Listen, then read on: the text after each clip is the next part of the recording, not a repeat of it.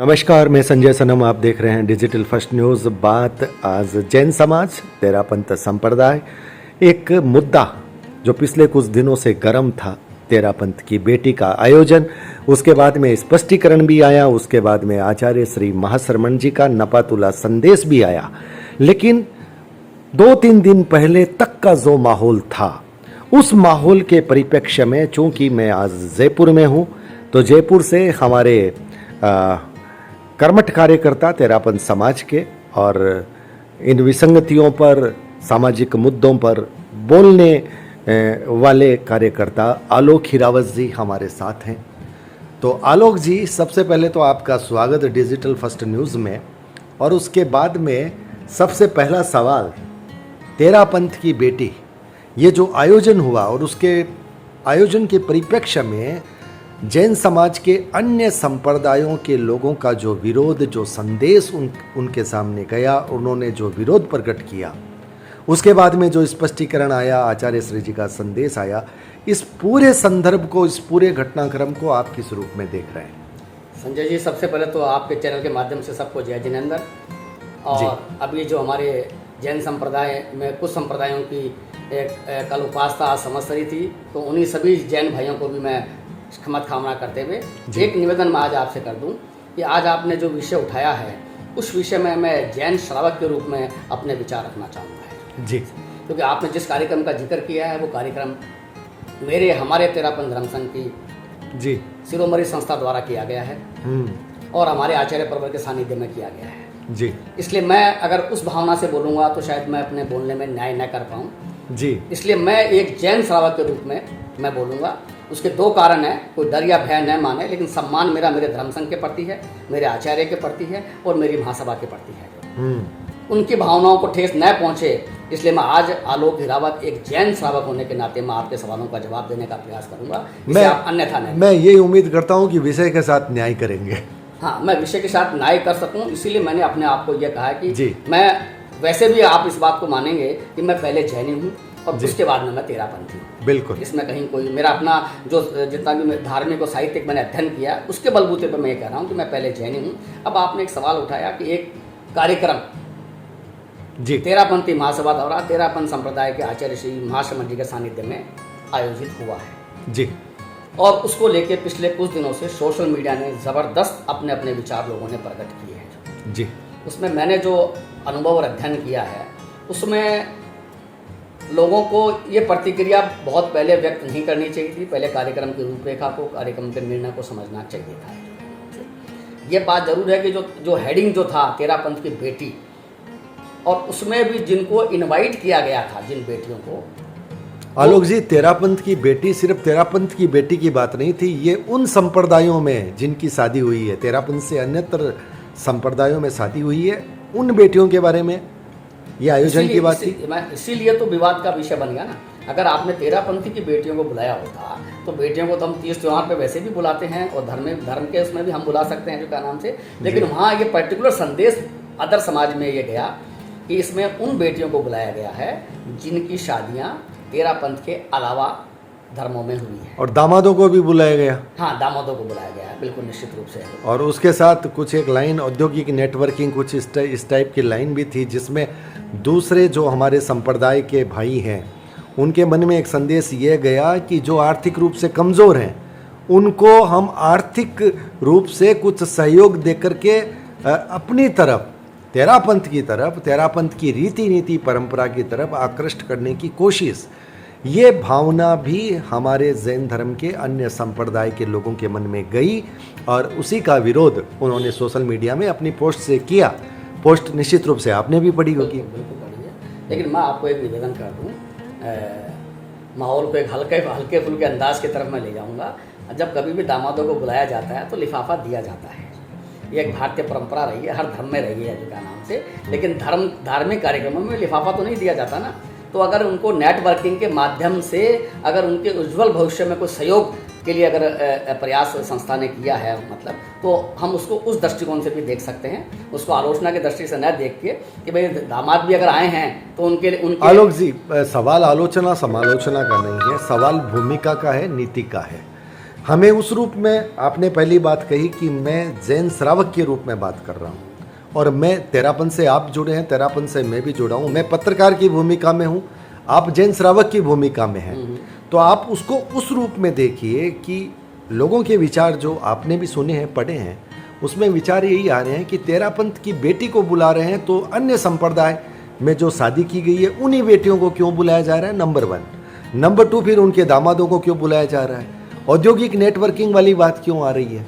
तो ये जो सारी बातें, और आपको याद दिलाऊं, भीलवाड़ा में आचार्य जी का एक बयान भी यहाँ कोट किया जा रहा है, उस कड़ी को जोड़ करके कड़ी बनाई जा रही है। उस आधार पर अन्य समाज, तेरापंथ समाज से अन्यत्र जो जैन समाज के अन्य संप्रदाय हैं, उन लोगों के मन में यह संदेह, उन लोगों के मन में यह भावना आई है कि आखिर ये क्यों किया जा रहा है, इसकी वजह क्या है।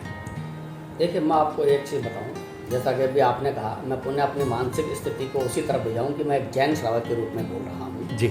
और उसको अगर मैं देखता हूं तो निश्चित रूप से जो भीलवाड़ा में जो वक्तव्य दिया गया था और उसका भावार्थ जो हमारे जैन समाज ने जो समझा, वो निश्चित रूप से क्या नाम से चिंताजनक था है जी। क्योंकि आज हालत ये है कि पूरे हिंदुस्तान में पूरा जैन समाज, इवन दिगंबरों में भी अब हमारे यहाँ बड़ी आसानी से शादियाँ और लड़की और लड़के का लेने देने का काम अपना बिल्कुल निर्बाध रूप से हो रहा है। अगर मैं अपने ऊपर ही अगर मैं उदाहरण दूँ तो आज के लगभग 33-34 साल पहले मेरी शादी भी है जो क्या नाम से तेरापंथी लड़के से नहीं हुई, जैन धर्म के स्थानकवासी लड़की से मेरी शादी हुई, और कभी ऐसा लगा ही नहीं कि कोई हमारा अलग अलग है। मतलब मैं आपको एक बात आज और दावे के साथ में कह दूंगा जो कि हम श्रावकों में तो हम जैन श्रावकों में तो आपसे मेरा एक सवाल है, स्थानकवासी संप्रदाय ने कभी आपको बुला करके लिबावा पकड़ाया जैसे?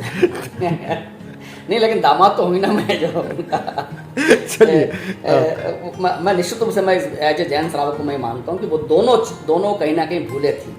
और मैं परम श्रद्धेय आचार्य श्री महाशमन जी को नमन करते हुए, अगर आपने भी उनका वीडियो कल का सुना भी होगा निश्चित रूप से, उन्होंने निश्चित रूप से, मैं ये नहीं कहता हूँ सोशल मीडिया का प्रभाव था, क्योंकि वो खुद अपने आप में इतने विवेकशील हैं, उनकी जानकारी में अगर कोई चीज़ पहुँचती है, मैं बराबर वर्षों से कहता आ रहा हूँ कि अगर परम श्रद्धेय आचार्य श्री के पास में कोई बात अगर ढंग से पहुँचाई जाए तो वो सुधार करने में वो भी प्रयासरत रहते हैं। और कल के वक्तव्य में उन्होंने ये कहा है कि हमारी महासभा ने एक ट्रायल किया है।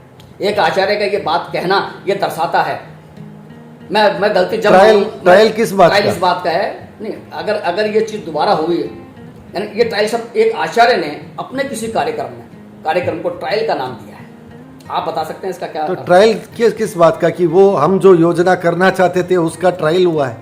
हाँ, कि वो उचित है या नहीं। हाँ, कई बार कुछ काम करने से मालूम चलता है। सोशल मीडिया की ताकत को मैं इसीलिए सलाम करता हूँ कि जो गलतियों को हम नहीं बोल सकते, आम श्रावक नहीं बोल सकता है, जो का नाम से आलोक राव तो बोल भी देता है, उसका नुकसान उठा भी लेता है, हर आदमी नहीं उठा सकता। आपने अभी कहा कि आचार्य श्री जी के सामने बहुत सारी बातें जाती नहीं हैं, जाने के बाद सुधार हो जाता है, उनके ध्यान में आती है तो वो सुधार कर लेते हैं, बहुत अच्छी बात है।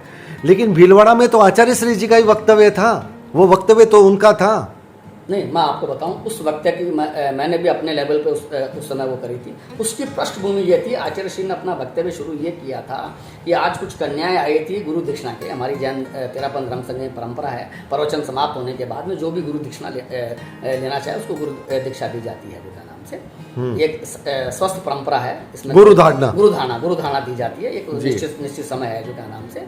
तो उन्होंने आचार्य श्री ने अपने वक्तव्य को यहाँ से शुरू किया था कि मैं ये सोच रहा हूँ कि मैं इन कन्याओं को गुरुधारणा दिलाऊं कि नहीं दिलाऊं। 2 साल 3 साल बाद इनकी शादी होगी, इनकी शादी तेरापंथी में हो या मंदिर मार्गी में हो या स्थानकवासी में हो या उसमें हो, मतलब है जो मैंने आज ये वीडियो फिर सुना है, क्योंकि आज ही एक बंधु ने वो वीडियो भेजा है जिसमें ये कोट करके कहा है कि देखिए ये भावना, मतलब तेरापंथ समाज तक ही अपनी बेटी रहे, जैन समाज के अन्य संप्रदाय में न जाए, ये भावना स्पष्ट बता रही है।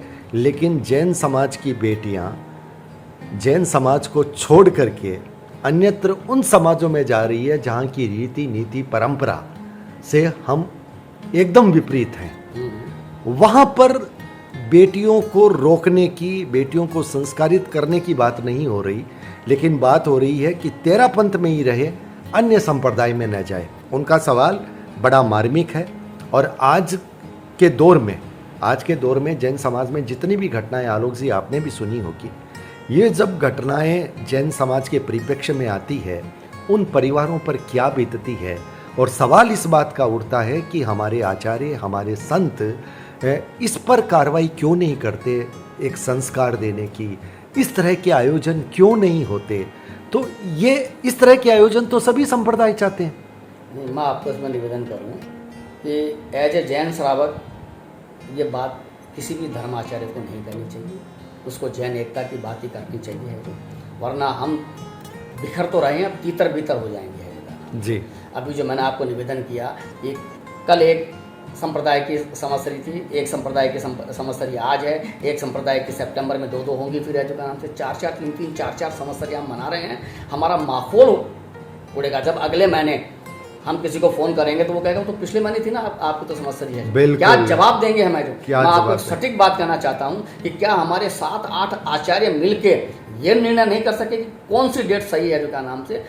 आज मैं आपको एक बात कोट करता हूँ, 2008 में मैंने परम श्रद्धेय आचार्य श्री महाप्रज्ञ जी से एक सीधा सवाल किया था, लगभग यही समय था, और मालवीय नगर के उषा कॉलोनी में आप विराज रहे थे आचार्य श्री महाप्रज्ञ जी। मैंने आप उनसे सीधा एक सवाल किया था कि आप इतना बढ़िया प्रवचन देते हैं और भी बहुत से साधु संत इतना बढ़िया प्रवचन देते हैं, वो प्रवचन हमारे यहाँ क्यों नहीं लगता है? प्रवचन सुनने के बाद में ऊपर के ऊपर क्यों चला जाता है? यहाँ असर क्यों नहीं करता है?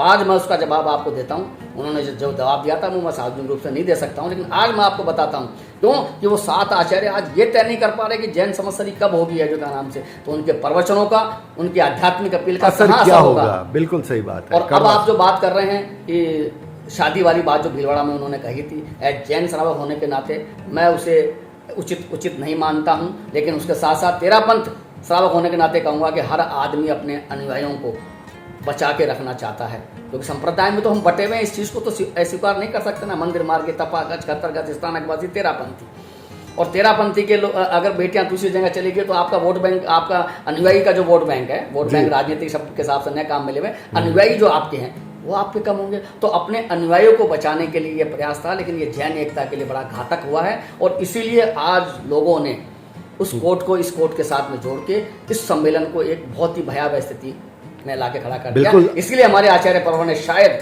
मैं करबद्ध मतलब मैं अपने आप को गौरवान्वित महसूस कर रहा हूँ कि उन्होंने कम से कम ये बात तो कही कि हमने ट्रायल किया है। लेकिन मेरा एक निवेदन है आपके चैनल के माध्यम से कि समाज और समाज की संस्थाएं ऐसे ट्रायल न करें जिससे जैन एकता में विघ्न पड़े। बिल्कुल सही बात आपने कही कि आचार्य जी का जो प्रवचन था वो नपातुला तो था, लेकिन उस प्रवचन में ट्रायल शब्द का जो प्रयोग है वो भी कई विश्लेषण बताता है, कई अर्थ निकाल सकते हैं, उसके कई अर्थ निकलते हैं। हम सकारात्मक जा रहे हैं इसलिए हम इस ट्रायल शब्द को यहीं पर छोड़ रहे हैं, लेकिन मोटी बात यह है कि अगर कोई हमारी संस्था इस तरह का आयोजन लेकर आती है तो उसकी पृष्ठभूमि निश्चित रूप से आचार्य को बताई जाती है कि हम ये क्यों कर रहे हैं। अगर पृष्ठभूमि नकारात्मक नहीं थी, जो लोग विरोध कर रहे हैं वो नहीं थी, तो फिर आचार्य जी को अपने प्रवचन में कहीं ना कहीं उस बात को समावेशित करना था। उन्हें ये कहना था कि ये जो हमारी संस्था है, तेरापंथ समाज की सर्वोच्च संस्था, जो पृष्ठभूमि लेकर आई है वो पृष्ठभूमि इस बात की थी, तो कम से कम जो हमारे दूसरे संप्रदाय के भाई बहनों में जो मैसेज गया उसका शुद्धिकरण होता, उनके मन में भी ये पता चलता कि वही नहीं, हम जो सोच रहे थे वो नहीं था। पर सवाल ये है कि भीलवाड़ा वाली घटना, भीलवाड़ा का वीडियो लोग आज भी चला करके देख रहे हैं और उसके साथ इसे जोड़ रहे हैं। तो जब कड़ियां जुड़ती है तब फिर एक विचारधारा नई जन्म ले लेती है, कुछ नए अंधे से बन जाते हैं। नहीं, मैं निश्चित रूप से इस बात को स्वीकार करूंगा कि हमें इन सब चीज़ों से बचना चाहिए। हमारे पास करने को बहुत काम है। हम पहले अपने बच्चों को संस्कारित कर लें, अपने बच्चों को संस्कारित कर ले हैं जो क्या नाम से, वो फिर उसके बाद में वो अपने आप निर्णय करेंगे। हमारा ड्यूटी बनती है कि हम एजुकेटेड करें उनको, धार्मिक रूप से भी और प्रोफेशनल रूप से भी है, और उसके बाद में उनको हम छोड़ दें। उसके बाद हम उनको किसी सीमाओं में बांधने की आवश्यकता नहीं है, उनको पूरे भारत के लिए हम खुला छोड़ दे रहे हैं जो क्या नाम से, और कम से कम जैन समाज के लिए तो हम उनको खुला छोड़ दें। आलोक जी, आचार्य की परिधि, गुरु की परिधि सिर्फ एक संप्रदाय की नहीं होती, बिल्कुल उनके लिए तो पूरा ब्रह्मांड है। तो अनुयायियों को बांधने की, उस तलैया के पानी को रोकने की कोशिश तो नहीं की जानी चाहिए। इतनी उदारता होनी चाहिए कि दूसरे संप्रदाय के लोग भी आपके पास आने को मजबूर हो जाएं आपकी वाणी को सुनने के लिए। मैं आपको एक निवेदन कर दूँ, तेरापन धर्म संघ को हमारे और जैन धर्म भी विगत सालों में बड़ा महत्व देने लग गए थे कि एक आचार्य, एक अनुशासन, एक नियम, बहुत अच्छी बातें हैं, देने लग गए थे। बिल्कुल। लेकिन अब जो कुछ घटनाएं पिछले विगत वर्षों में हुई है, मैं उसको तहे दिल से स्वीकार करता हूँ। मेरा अपना धर्म संघ है, मेरे को उसका बचाने का अधिकार है, मतलब है जो क्या नाम से, भले ही हमारी लोग यहाँ तक कहने लग गए हैं कि आलोक जी अपने को है जो क्या नाम से अपने धर्म संघ की बुराई नहीं करनी चाहिए, अपने साधु संतों की, अपने पदाधिकारियों की बुराई नहीं करनी चाहिए जो क्या नाम, हम बुराई नहीं कर रहे हैं। लेकिन मैं उनको आज ये चैनल के माध्यम से ये निवेदन कर दूं कि मेरे लिए मेरा धर्म संघ, मेरा आचार्य मेरे लिए वंदनीय है, मेरे लिए कर्मनीय है, मतलब है जो, लेकिन अगर मेरे धर्म संघ में मुझे कोई विसंगति दिखेगी तो मैं निश्चित रूप से सोशल मीडिया में बोलूँगा, क्योंकि जो पदाधिकारी बैठे हुए हैं उनको समाज के हर वर्ग से संपर्क नहीं होता है।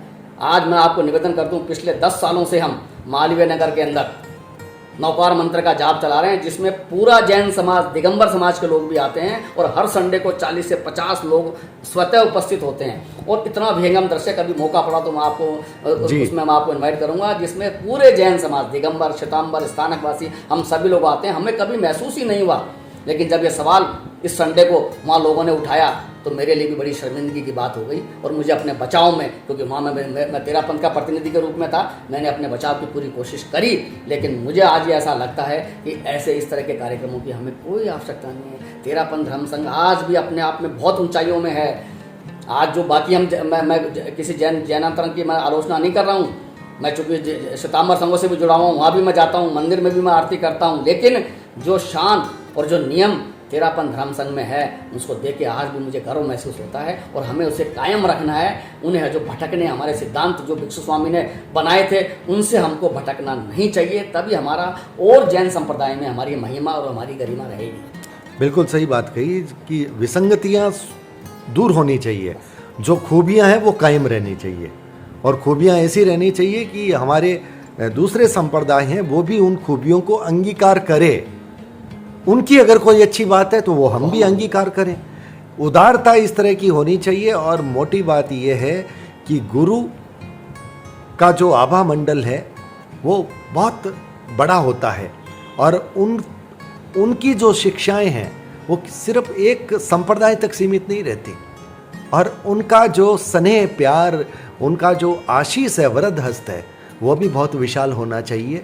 सिर्फ हम तलैया बनने की कोशिश न करें, हम विशाल सागर बनने की कोशिश करें, क्योंकि जैसा कि आपने कहा कि अपने अनुयायियों को बांधने की, रोकने की कोशिश हर संप्रदाय, हर समाज करता है, लेकिन वो कोशिश फिर बहुत संकीर्ण लगती है, उसमें उदारता नहीं लगती। उदारता तब होती है जब हम ये कहें कि आप यहाँ से जो मिल रहा है उसको भी ग्रहण करो, और आप जहाँ उधर जा रहे हो तो वहाँ वो धर्माचार्य हैं, आप उनके भी दर्शन करो, आप वहाँ से भी ग्रहण करो। इसे कहते हैं उदारता। लेकिन ये उदारता कमोवेश कुछ अपवादों को छोड़ करके मुझे कहीं भी नहीं दिखती। संप्रदाय के विस्तार की होड़ प्राय सब जगह है।